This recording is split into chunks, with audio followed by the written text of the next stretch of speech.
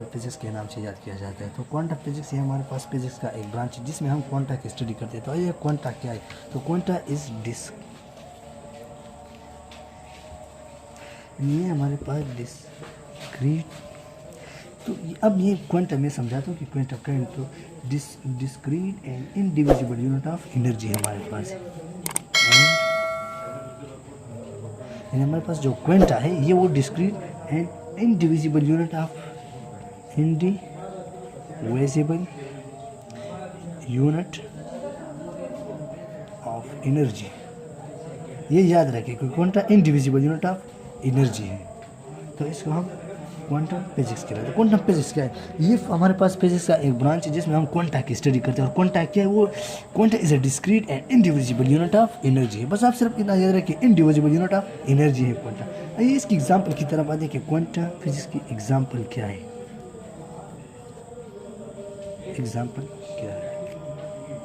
तो quantum physics के example तो सिंपली सबको समझ आता है कि एटम एंड इट्स पार्टिकल, ये क्वांटम फिजिक्स में। तो क्या है? एटम्स, जो एटम है and it's particle, atom and its parts, जो एटम के पार्ट्स होते हैं। तो ये क्वांटम फिजिक्स है। अब हम एक और ब्रांच की तरफ आते हैं जिसको हम इलेक्ट्रिसिटी के नाम से याद किया जाता है। इलेक्ट्रिसिटी क्या है? यानी ये फिजिक्स का एक और ब्रांच है।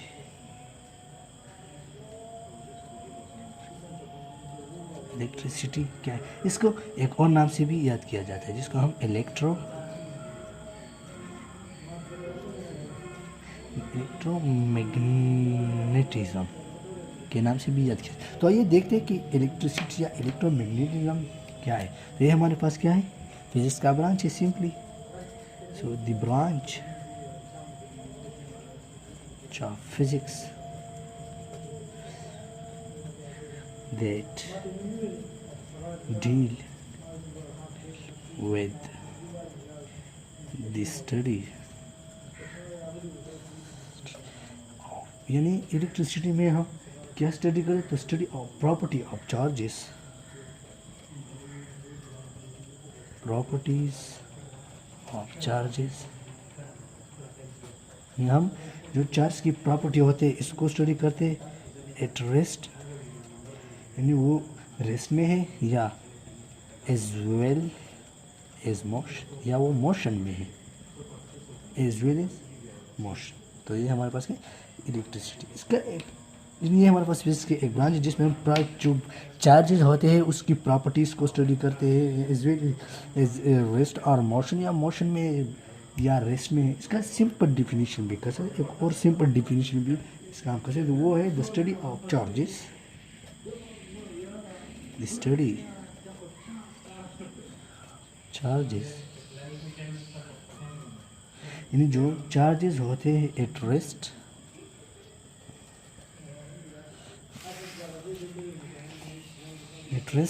एंड मोशन, या मोशन में है, देयर इफेक्ट्स, इसके जो इफेक्ट्स होते हैं देयर इफेक्ट, इसको इफेक्ट जो होते हैं एंड रिलेशनशिप, इसका जो रिलेशनशिप होता है,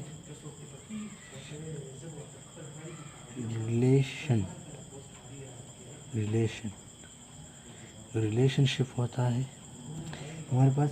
रिलेशनशिप विद किस चीज़ के साथ इसका रिलेशन होगा? तो वो मैग्नेटिज्म के साथ इसका रिलेशनशिप होगा।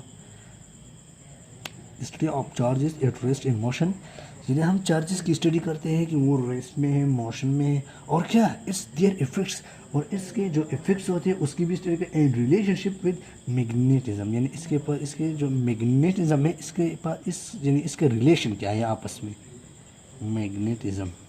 इन सिंपली हम ऐसे कह सकते हैं, यानी ये हमारे पास फिजिक्स का एहसास है जिसमें साकिन और मुतहर्रिक चार्जेस, इनके असरात और इनके मैग्नेटिज्म के साथ जो ताल्लुक है, इस पर जो बहस हम करते हैं उसको हम इलेक्ट्रिसिटी और इलेक्ट्रोमैग्नेटिज्म फिजिक्स कहते हैं। आइए इसकी एग्जांपल की तरफ देखिए, एक एग्जांपल्स क्या है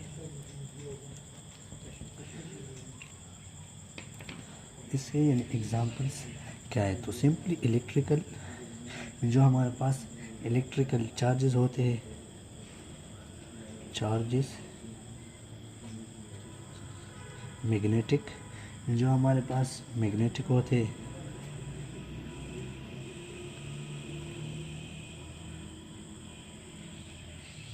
मैग्नेट्स, जो जो इलेक्ट्रोमैग्नेटिक्स जो होते हैं,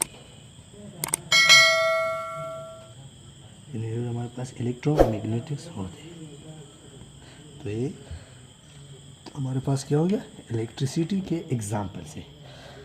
तो अगर आप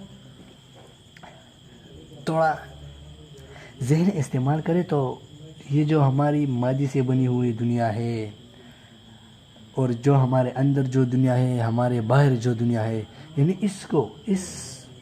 इस दुनिया तक जब हम जाते हैं, यानी ये मालूम करने के लिए फ़िज़िक्स जो है ना वो बहुत बड़ा रोल अदा करता है। हमने तो फिज़िक्स के ब्रांचेस पढ़े, लेकिन फ़िज़िक्स ये बहुत जो है ना फ़िज़िक्स बहुत इम्पोर्टेंस है। फ़िज़िक्स जो है ना वो हमारे पास जो जब हमारे पास यानी इस नई दुनिया में जो है ना जो नए नए काम होते हैं तो फिज़िक्स इससे पर्दे हटाता है। यानी फ़िज़िक्स जो है ना हमें सब कुछ बता देता है कि ये है ये है। तो फ़िज़िक्स वेरी इंपॉर्टेंट, मकसद फ़िज़िक्स के बहुत से इम्पोर्टेंट भी है। मैंने पहले क्लासेस में आपको बताया था कि फ़िज़िक्स की ये इम्पोर्टेंस है। तो फ़िज़िक्स की बहुत इम्पोर्टेंस है, यानी इसकी बहुत अहमियत है। अच्छा, ये और फ़िज़िक्स जो है ना जो मुसलमानों का अजीम तरीन किताब है, यानी सबसे दुनिया पर जिस किताब को बरतरी हासिल है, यानी कुरान मजीद जिसका नाम है, यानी अल्लाह ताला की तरफ से नाजिल शुदा हुआ किताब है, उसमें जो है ना 700 वर्स है, यानी 700 आयात है कि वो यानी उस अल्लाह ताला ने भी कुरान शरीफ में फरमाया कि आप जो है ना जो नेचुरल पनामिनाज होते हैं आप उसको स्टडी करें, आप नेचर को स्टडी करते। तो ये 700 आयत इसके बारे में नाजिल हुए कि आप नेचर को स्टडी करते हैं। लेकिन कुछ आयत को मैं यहाँ पर आपको जो है ना पढ़वाता हूँ कि इसके बारे में जो है ना अल्लाह ताला ने कुरान शरीफ में क्या फरमाया। तो अल्लाह ताला ने सूरह यासीन में फरमाया कि ला शम्स यनबगी लहा अन तुदरिकल कमर वल्लैल साबिकुन नहारी व कुल्ली फी फलकिन यस्बिहून। इसका तर्जुमा ये है, ना तो सूरज से हो सकता है कि चाँद को जा पकड़े और ना रात ही दिन से पहले आ सकती है, और सब अपने अपने दायरे में तैर रहे हैं। यानी ये जो हमारे पास नेचुरल फिनोमेनाज होते हैं इसके बारे में जो कुरानिक वर्सेस थे, यानी कुछ का मैंने कहा कि मैं कुछ यहाँ पर आपको जिक्र कर रहा हूँ। तो फर्स्ट में ये था, यानी अल्लाह ताला ने सूरह यासीन में आयत नंबर 40 में ये बताया। फिर अल्लाह ताला ने फरमाया अफला यंजुरून, आया ये लोग नहीं देखते। यानी मकसद ये भी नेचर से रिलेटेड है कि आप नेचुरल फिनोमेना को स्टडी करो। यानी जो अजीम तरीन किताब है, यानी जिसको पूरी दुनिया पर बरतरी हासिल है, वो भी ये कहते हैं कि आप नेचर को स्टडी करो। यानी इसके बारे में 700 आयात से यानी कुरान एक वर्ष से फिर कहते हैं अफला यतदब्बरून, भला ये लोग गौर नहीं करते। फिर कहते हैं अफला यतफक्करून, भला ये लोग गौर व फिक्र नहीं करते। बहुत से वर्सेस हैं, मैंने कहा 700 वर्सेस, यानी जो नेचुरल फिनोमेनाज होते हैं इसको स्टडी करने में 700 वर्सेस जो है ना वो नाजिल हुए। लेकिन कुछ को मैंने आपको यहाँ पर जिक्र किया और आज के लिए इतना काफ़ी है। मुझे यकीन है कि एक तो टॉपिक बहुत सिंपल था, आपको समझ आ गया होगा। Thank you.